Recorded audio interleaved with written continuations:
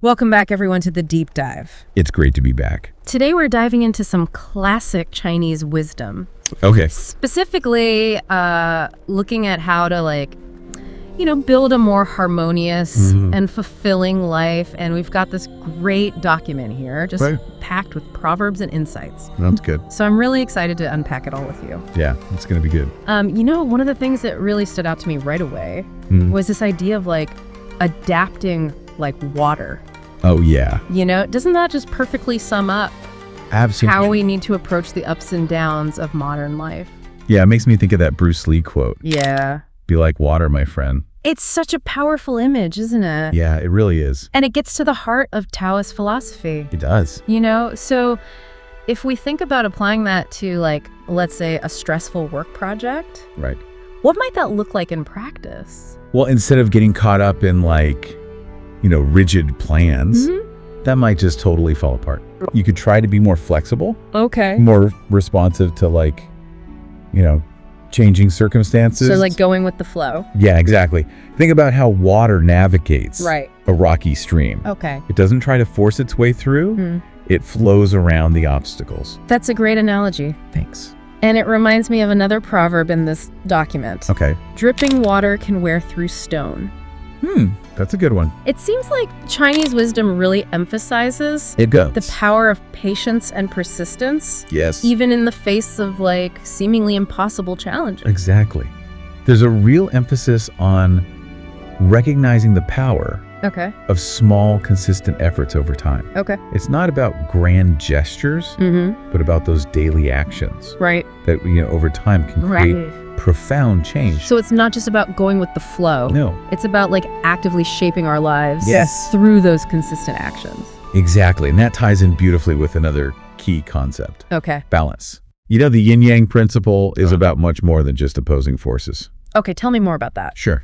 I'm always fascinated by the yin yang symbol, Right. but I admit I sometimes struggle to see Uh-huh. how it applies to Yeah. everyday life. I think a lot of people feel that way. Okay.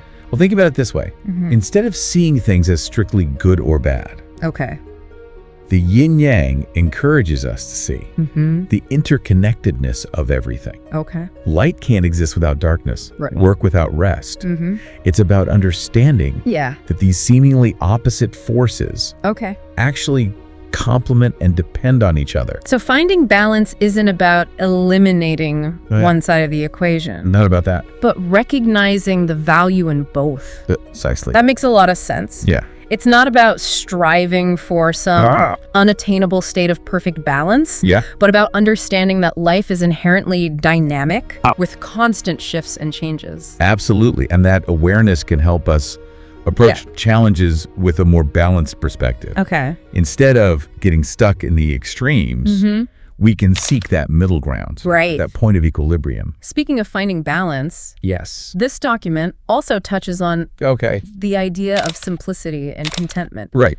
And I think that's something a lot of us struggle with I agree. in today's world, Right. where we're constantly bombarded with messages about needing more, wanting more. It's a real challenge. It is.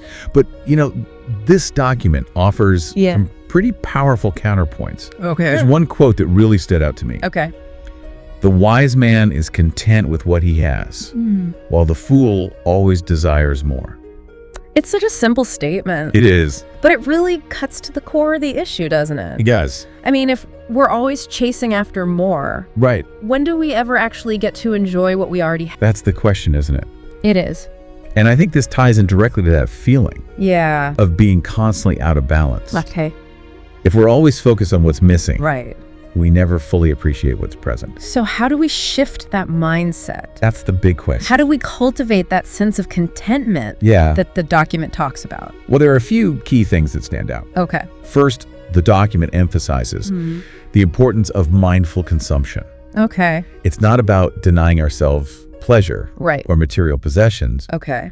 but about being more intentional with what we bring into our lives. So it's not just about buying less stuff. No, it's not just about that. But about really thinking about why we're buying something. Exactly. In the first place. Yeah. Do we truly need it? Right. Will it genuinely enhance our lives? Okay. Or are we just caught up in a cycle of impulse purchases and fleeting desires? I'm definitely guilty of that sometimes. I think we all are. I think it's so easy to get caught up It is. in that I want it now mentality. It is. And that's where mindfulness comes in. Okay. The document emphasizes being present, Right. both in our actions and in our thoughts. Okay. It's about slowing down, paying attention, and making conscious choices. Okay. That makes a lot of sense. Good. But how does that relate to finding contentment? Well, when we're truly present, Yeah. we're less likely to be caught up in worries about the past or anxieties about the future. Right. We can focus on appreciating what we have right now Yeah. rather than constantly seeking more. And that brings us to another powerful concept from the document. Okay. The idea that the journey of 1,000 miles begins with a single step. I love that quote. It's a good one. It's so simple, yet so profound. It reminds me that, like, we don't need to have everything figured out Right. to move forward. We just need to take that first step. Yeah. And then the next, and trust that the path will unfold as we go. I think that's where the practice of mindfulness can be so helpful. Okay. It's not just about meditation, Right. although that can certainly be beneficial. It's about bringing that same awareness Yeah. to everyday activities. Okay. Even something as simple as like Right. washing the dishes or taking a walk. So it's about being fully present in each moment Exactly. rather than letting our minds wander to our to-do lists or worries. Right. And the document highlights the benefits Okay. of cultivating a calm mind. Okay. When we're not constantly bombarded by mental chatter, we're better able to focus, Okay. make decisions, and connect with others. That makes a lot of sense. Yeah. It's like clearing out the clutter in our minds. Right. So we can actually see what's important. Exactly. And speaking of connections, Okay. the document also emphasizes the importance Yeah. of relationships and community. Okay. In Confucianism, Right. harmonious relationships are seen as like essential Yeah. for a fulfilling life. That resonates with me. Yeah. I mean, we're social creatures, right? We are. We thrive on connection and belonging. We do. And the document highlights this with a proverb Okay. that I think will resonate with a lot of listeners. Right. When the family is harmonious, all affairs prosper.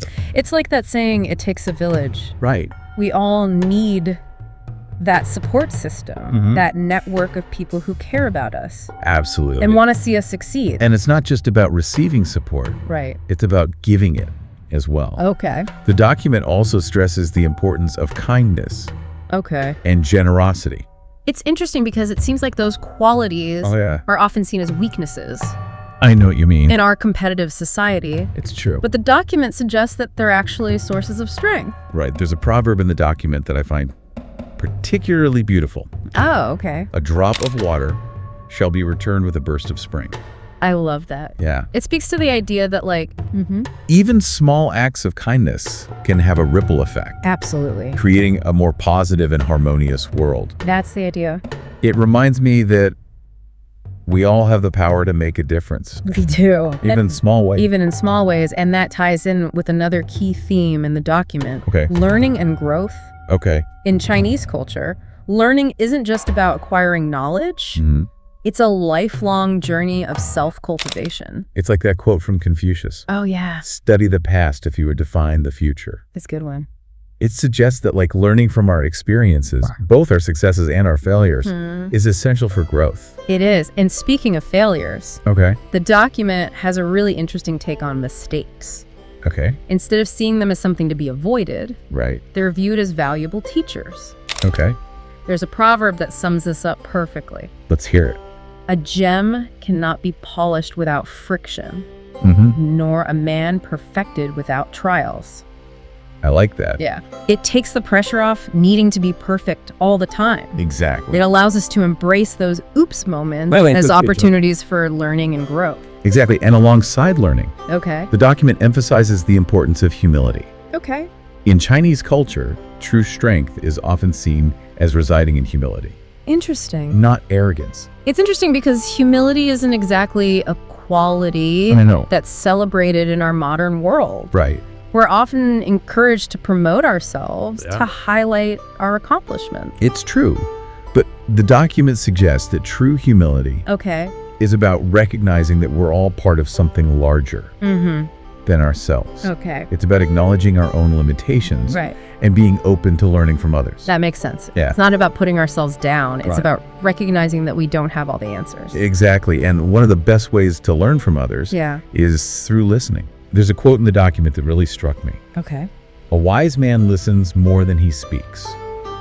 It's a simple statement. It is. But it speaks volumes about the power of truly listening. It does. To others. Yeah. I think in our fast-paced world, it's easy to get caught up in our own thoughts and agendas. Right. We're often so focused on what we're going to say next that we don't really hear what the other person is saying. It's true. And I think that's where humility and mindfulness intersect.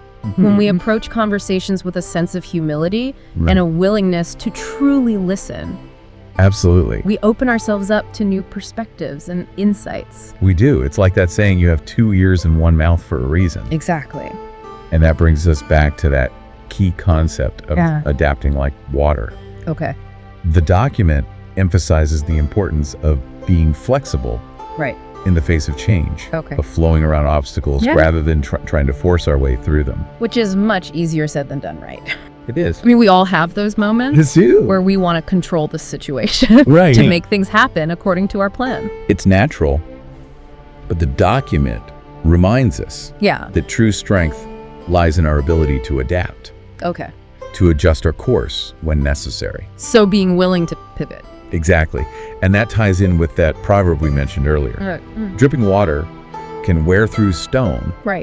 It's a reminder that even when progress seems slow, consistent effort over time can create profound change. So it's about having that long-term vision, that understanding that change takes time. It does, and it's about trusting the process, even when things get challenging. This all really speaks to the importance of connecting with nature. It does. Which is another recurring theme in the document. Yes. In Taoism, nature is seen as a source of wisdom and inspiration. The document quotes Laozi, "Heaven and earth are eternal because they do not live for themselves." It's a reminder that we are part of something larger than ourselves. And our well-being is inextricably linked to the well-being of the natural world. And that connection can bring a sense of peace and perspective, can it? It can? I mean, when we're feeling overwhelmed or stressed, sometimes all we need is to step outside, take a deep breath, and reconnect with the natural world. Absolutely. And there's so much we can learn from observing natural cycles. Like what? The changing seasons, the ebb and flow of the tides, the cycle of birth, growth, decay, and renewal. It's like nature is constantly teaching us about balance and change. It is. And the document encourages us to align our lives with these natural rhythms. It's about finding that harmony between our inner world and the outer world. It's like nature is constantly reflecting those principles back to us. It is, and it brings us to another important aspect highlighted in the document, ethical living. There's a real emphasis on the idea of selfless action, of helping others without expecting anything in return. I'm curious to hear more about that. Sure. It seems like we live in a world that's often driven by self-interest. That's true, but this document offers a different perspective. There's a quote from Laozi that really captures the essence of this idea. Act without expectation. It's such a simple yet powerful concept. It is. It's about acting from a place of genuine compassion. Not because we're seeking recognition or reward. Exactly. And it connects to the Confucian Golden Rule.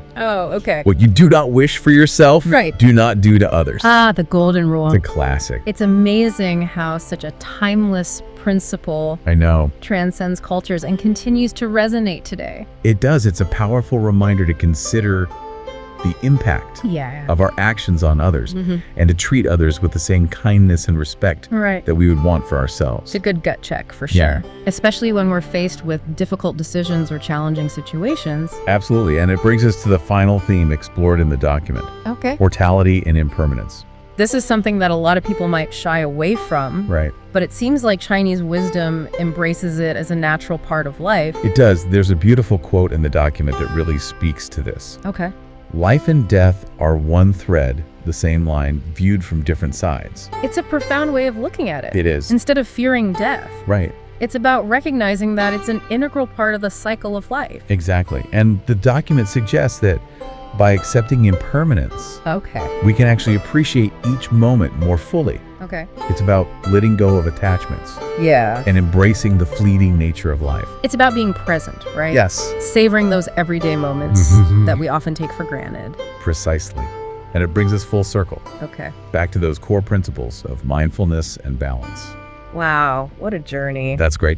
We've covered so much ground today. I know we have. Exploring concepts like balance and harmony, simplicity and contentment, mindfulness and presence, the importance of relationships and community, learning and growth, humility and listening, adaptability and resilience, connecting with nature, ethical living, and finally accepting impermanence. It's a lot to take in. It's truly remarkable how these ancient principles continue to hold such relevance for our modern lives. It's a testament to their wisdom, for sure. So as we wrap up our deep dive into Chinese wisdom, what are your biggest takeaways? Well, for me, it's that reminder to embrace change. And to approach challenges with a sense of flexibility, like water flowing around obstacles. I like that. It's also that emphasis on cultivating contentment and appreciating what we already have. Those are great points. And for me, it's the power of small, consistent actions. It's about trusting that even those seemingly insignificant efforts can create meaningful change over time. It's about playing the long game. That commitment to showing up each day and doing the work. Even when we don't see immediate results. Exactly. And it's about recognizing that we're all on this journey together. Absolutely. Interconnected and supported by those around us. It's about cultivating those strong, harmonious relationships. And acting with kindness and generosity. Knowing that our actions can ripple outwards and create a more positive world. This has been such an insightful conversation. It has. I feel like I've gained a whole new perspective on how to approach life's challenges and cultivate a sense of balance and harmony. For sure. Listeners, I'd love to hear from you what resonated most with you from our deep dive into Chinese wisdom. Tell us what you think. What principles are you going to try to incorporate into your own life? We're curious to know. And on that note, we'll leave you with one final question to ponder. If life is about balance, as Chinese wisdom suggests, how can you better harmonize the seemingly opposite forces in your own life? That's a good one. How can you find that sweet spot where these forces complement and support each other rather than creating conflict?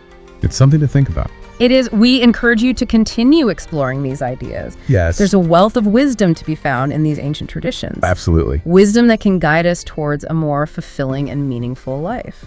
Couldn't have said it better myself. Thanks for joining us on the deep dive. Until next time, keep seeking wisdom, keep growing, and keep diving deep.